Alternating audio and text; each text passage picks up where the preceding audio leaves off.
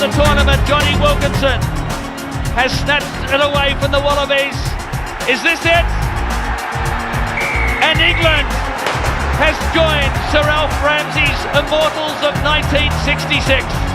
Nick Farr-Jones, Francois Pienaar, John Eales, and now Martin Johnson. It's Jonny Wilkinson to begin the final game. And a nice touch from Andre Watson as he said, guys, enjoy the game. The next 80 minutes to decide the best team in the world. And Stephen Larkham again shifting the ball wide. And a big clearing kick from Elton Flatley. Robinson slipping over. Good pressure from the Australians on halfway. Great work, that's good pressure from the kick. They're going to need to put that in all day. Lawrence Dallaglio. And out wide, two front rowers there. They needed a quick man. And Wilkinson has to just tow it over the touchline. This scrum, you will look to see England as they did there. Put the big hit in. They're going to try and win the battle of the hit. Normally the forward pack who wins the hit wins the scrum. But look for victory on the far side of the screen for England to try and bring it up. Big scrum, England. Al Baxter losing his footing there. Australia still have it. Mortlock's out wide. Here comes Takiri. He's only got to take it. Lottie! First try Australia! They were all watching Sterling Mortlock, and England caught short out wide. What a start for the home team. Tim Horan, they were all looking for the backline play, but it wasn't there. Well, you can see Lottie Takiri standing very wide. The England defence were very tight. Takiri just too big and strong over Robinson. Unbelievable try by Lottie Takiri to start the match. And the beauty of what Lottie Takiri did there was he never took his eye off the ball.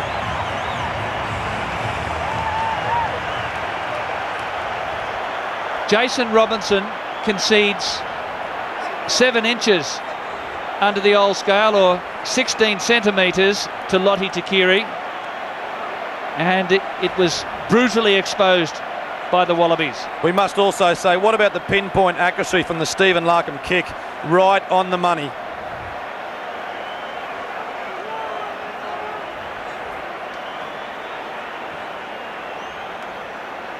Difficult shot to give Australia a 7-point lead.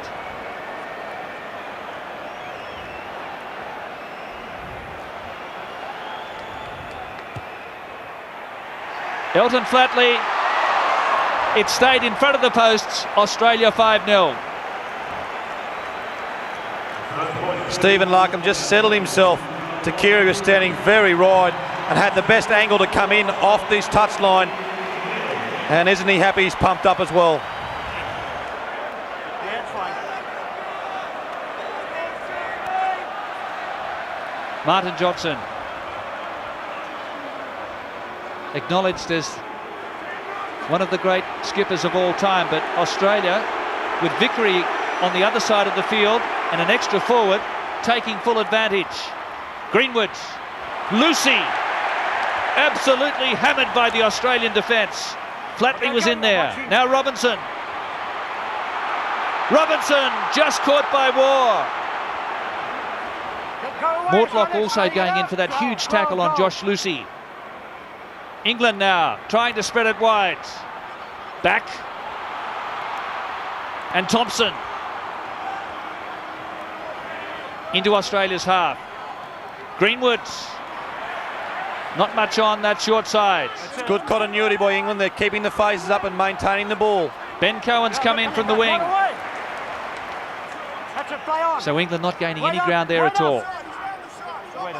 Lucy joining, trying to create something close to the ruck and making about 5 metres. Matt Dawson to Wilkinson. This is Richard Hill. 10th minute, 8th phase for England. Lyons losing his footing. You're okay. Didn't stay on his feet. Didn't get it, then you went round the wrong way. You can't have a play of it twice. You're okay, number 8. And that's where the discipline's going to come into this game. Australia, especially 45 metres out, is right in the target range for Jonny Wilkinson. Look at this hit from Flatley and Mortlock. Bang. England to take a shot for goal then. It's Australia leading 5-0. He was a tackler. He jumped up, he wanted to have a go at it. He couldn't, he was taken away. And then he ended from the wrong side again. You can't have two bites at it. One go, and that's it. Yep. This will be a long-range kick from Wilkinson as well. The wind just at his back. His range is usually about 50 metres.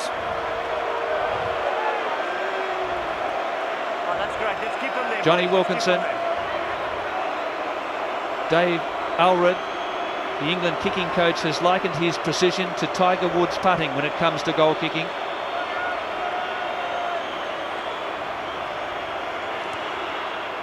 Distance is never a problem.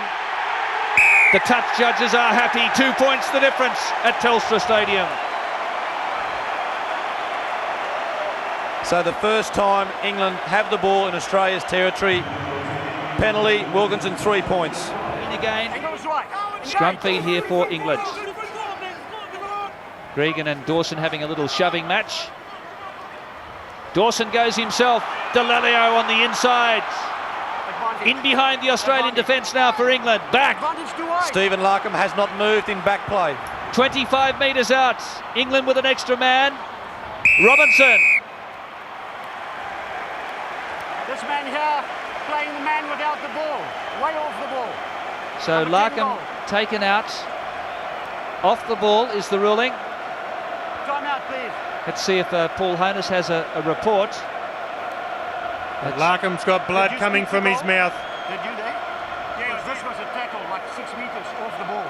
That's what the penalty. Yep. This will give a chance now for Matt Giddo to come on the field if Stephen Larkham comes off and goes into the blood bin. He bought the dummy, and he tackled the wrong guy in support.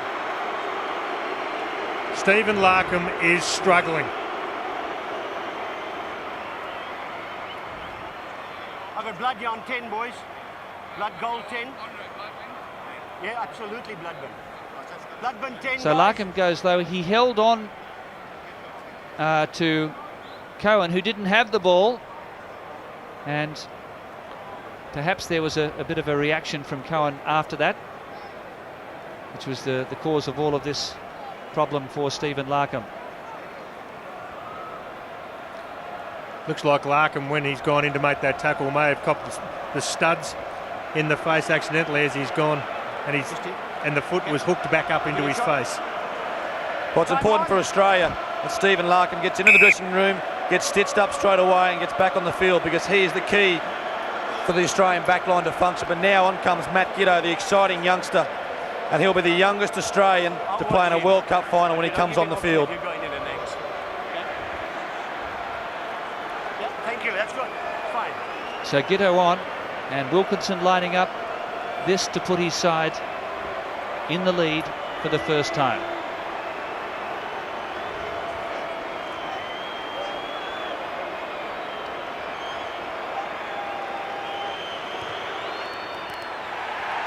Looks good.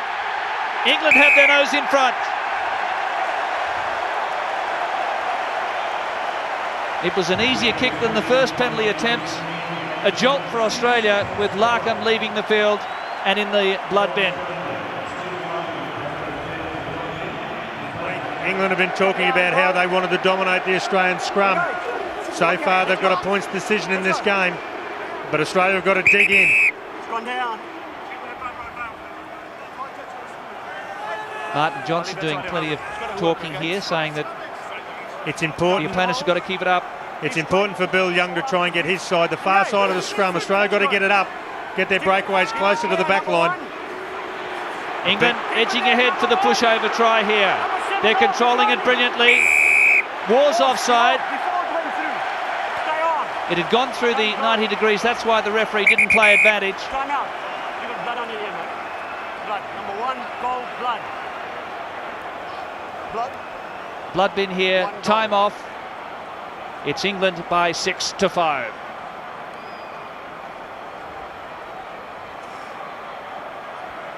Well, big scrum by England, just shuffling it to the right, trying to destabilise the Australians. And when it started to wheel, they were quite happy to keep marching it forward. Phil Ward come off the side. Tim Horan. Moment of truth now for the Wallabies. This is a perfect opportunity for England to attack a left-handed side scrum. And England, the backs are standing wide. They're talking through their play. Wilkinson coming in and talking to Dawson and Delalio, saying, what do we want to do? Do we take the kick for touch, or do we take 3 points? I think at this stage of the game, Martin Johnson would be mad not to take the 3 points on offer. But their scrum's been fairly dominant so far, Tim. You never know, they might confront them and have a go. Time on. Time on.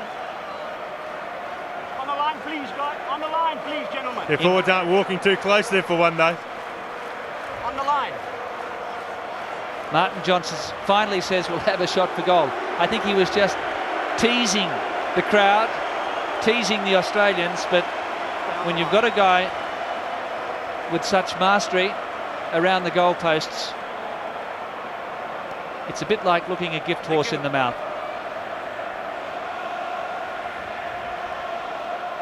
Jonny Wilkinson with the opportunity to put England out by 4.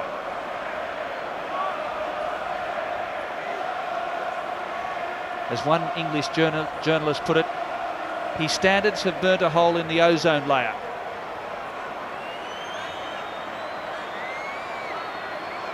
Not an easy kick. 14 metres in from touch.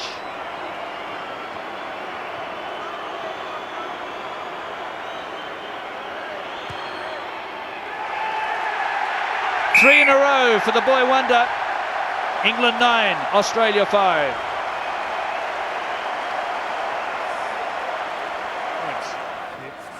It's all right. It's all right. Taken there at the front by Good jump by Nathan Sharp. This is Robinson on halfway. Little chip over the top. Gregan's there. And George must have felt he was on the Ferris wheel. Mike Tyndall out there. That's what we've been talking about. The defence of England. Up in your face style. And you can't give that man Jason Robinson room to move. Running into Mortlock, and it was play on. Mike Tyndall lifted up George Gregan. Looked like he's about to throw him into the stands. England going up the back of the line out, but making heavy weather of it out there. Greenwood has really risen to the occasion tonight. Here's Delalio, the big man with a lovely pass to Wilkinson, and Robinson! They won't catch him! Jason Robinson handballs it into the crowds. England with a lethal blow in the shadows of halftime.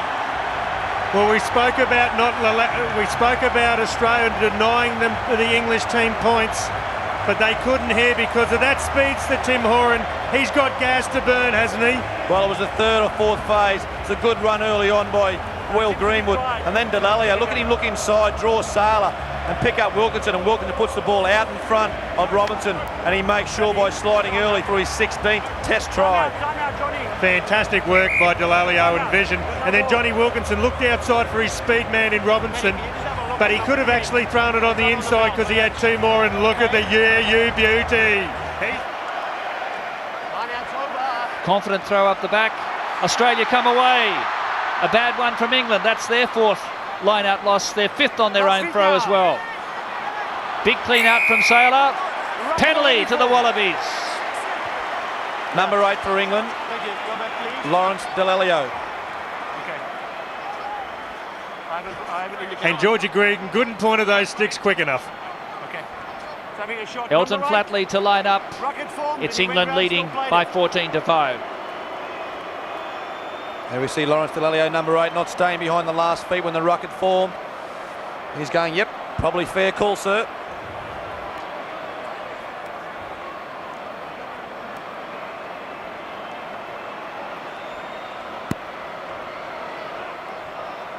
This is Flatley's favourite distance. Very handy to the posts. He hasn't missed one of these kicks in the tournament. Well, I spoke to Elton Flatley on Thursday on the Wallabies' day off, and he was very relaxed. He was actually out buying a new set of golf clubs. So I hope he can hit this one as straight as he hopes to hit those clubs.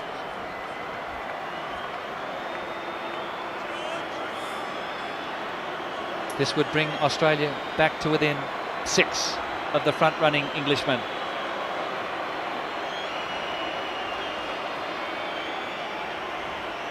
Correction, 6 points.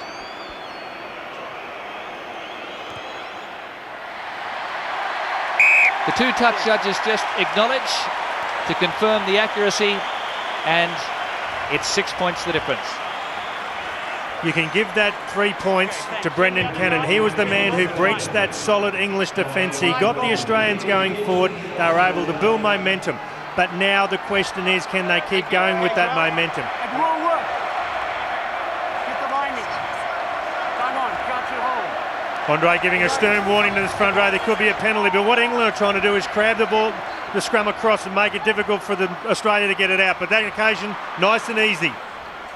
Jonny Wilkinson again going low on Mortlock to stun his progress. Matt Cobain showing good leg drive. Australia wanting to retain possession here. Not backwards, says the referee. Giteau juggling it. Handling very difficult. Mortlock getting involved again. Smashing straight into Lawrence Dallaglio. Fifth phase for the Wallabies. Takiri's come in from the left wing. Hands off White. Get out of it. A timely penalty here for Australia. And that's what the Wallabies were looking for.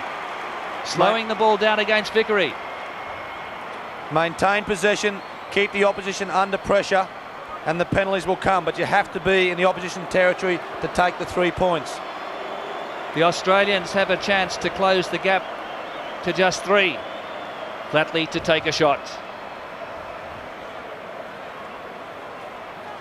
Well, Australia have got to make sure that they keep getting the opportunity. They've got to take the 3 points when they're available. But England are still dominating in the set pieces, and Australia have got to lift it that extra gear if they want to come away with this win. Flatley has 1 from 4. His last kick just going under the crossbar, but this is a much more suitable distance for him. And it's an enormous kick for his side. This will really throw the pressure back on their opponents.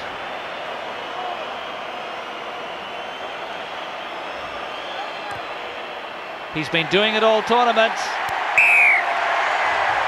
England 14, Australia 11.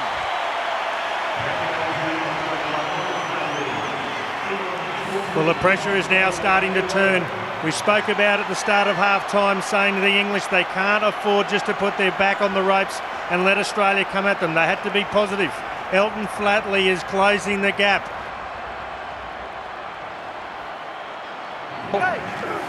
England to have to defend for their lives here as Australia strives to level up. Well, Matt Dawson's got to be careful. Number 9 for England coming through, doesn't give away a penalty. Up to you boys, both of you. But what call has Stephen Larkham called with George Gregan? What is the play? It's a penalty. Flatley can level the scores and force the game into extra time. Get back. Martin Johnson is giving Andre Watson, the referee, an absolute gobful. He's had enough. George Gregan signalling for the post for Elton Flatley. This is what you dream about in your backyard when you're 10 years old. Elton Flatley has the chance to capitalise on that England mistake. Go back 10. You go in there when we ask for it. And this is the last throw of the dice for the Wallabies. We're inside the last minute. The fate of England and Australia hanging on this kick. Elton Flatley's wife Carly is here in the stand. She'll be on the edge of her seat, as would 20 million Australians. He kicked the first penalty goal of Rugby World Cup 2003, but this is the most important of all.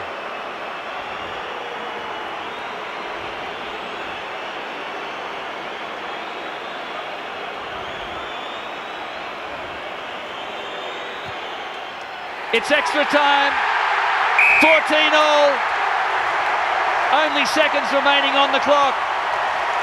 Elton Flatley, heroic kick under intense pressure.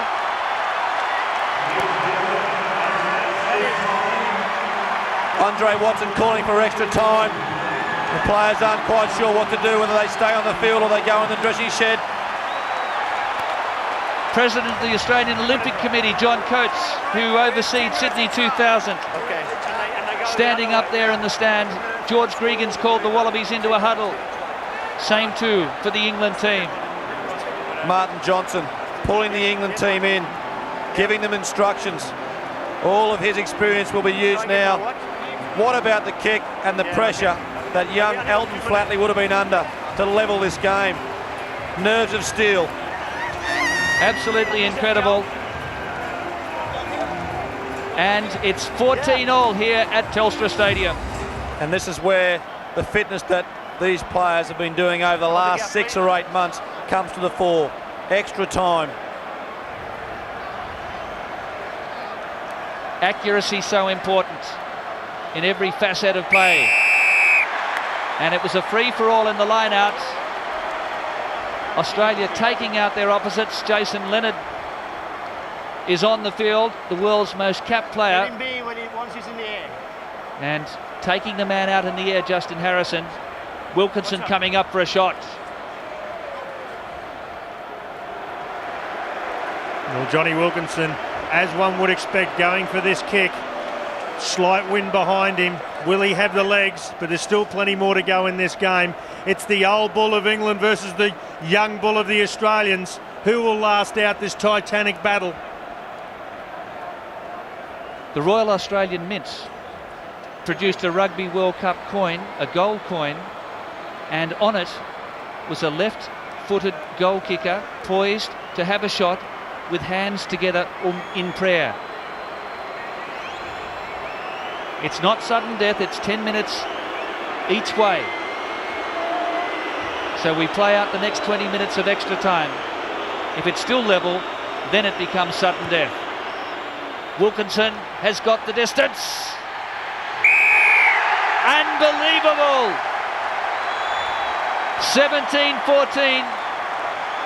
Jonny Wilkinson, all of 50 metres, 4 from 5 for him. Awesome from Jonny Wilkinson. How good is he? The pressure he's been under this week. Look at Martin Johnson. He wants this World Cup.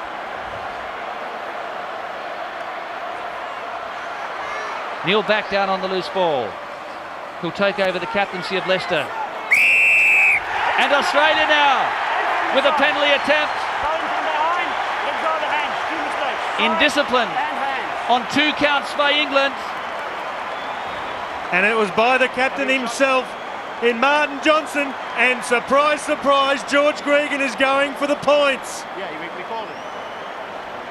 We called it already. It's here. Andre Watson very pacific about what's happened in the ruck. Elton Flatley, he steps up again for the second time in this game to level it up.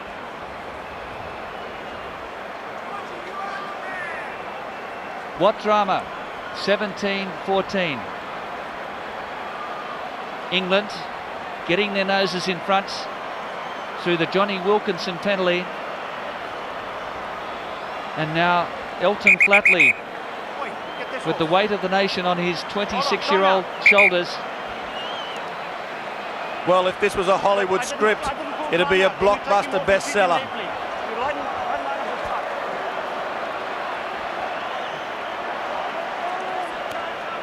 And Andre Watson just telling the trainers to take Ben Kay, who's split, to the sideline to fix up his problems, so they get out of the vision of Elton Flatley, who yet again has the pressure of a nation on his shoulders.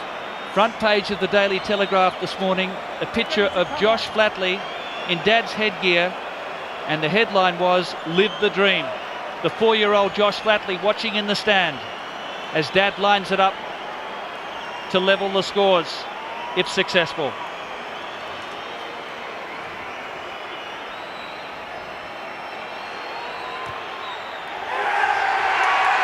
Straight as a die.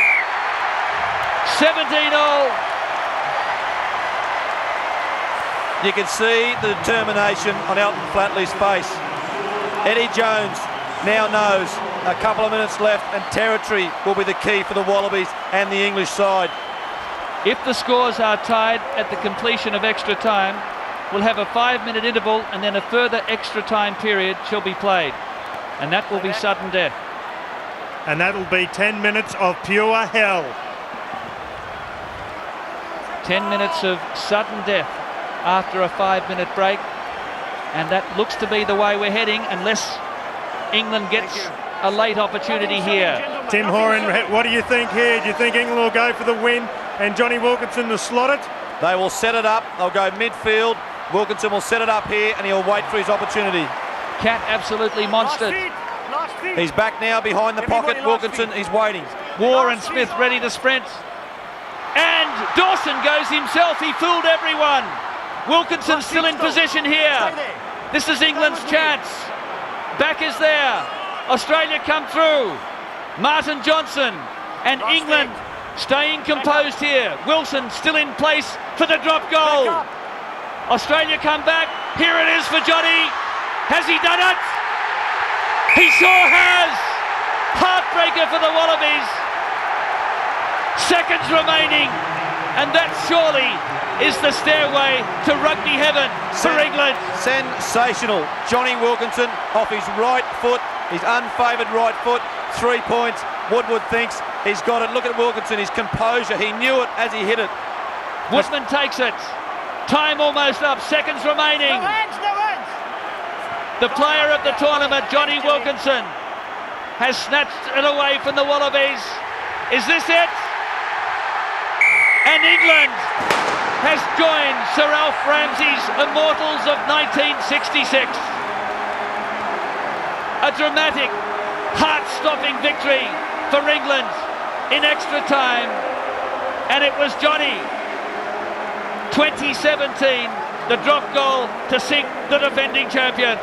2017, and England a deserved winner. But what an epic battle. It went absolutely down to the wire. Eddie Jones congratulating Woodward, but the English team, they're ecstatic. Delalio played a blinder. Martin Johnson, he can't believe it.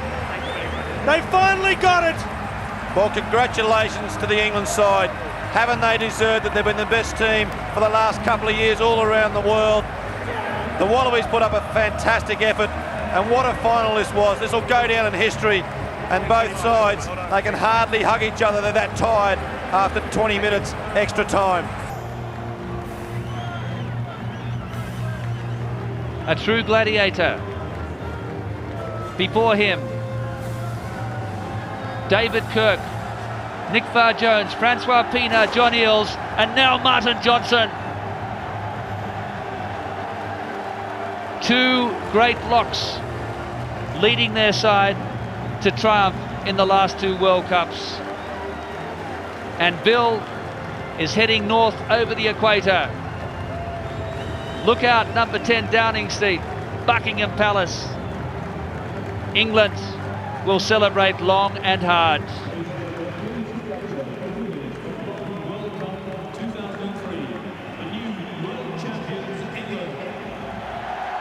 And perhaps they might even have a sip of champagne out of Bill tonight.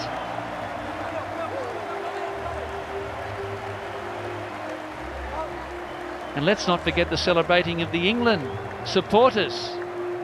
Estimated 40,000 have travelled to Australia. And how exciting. The West Country men, the two props, Vickery and Woodman, and the Australians having to stand in the background.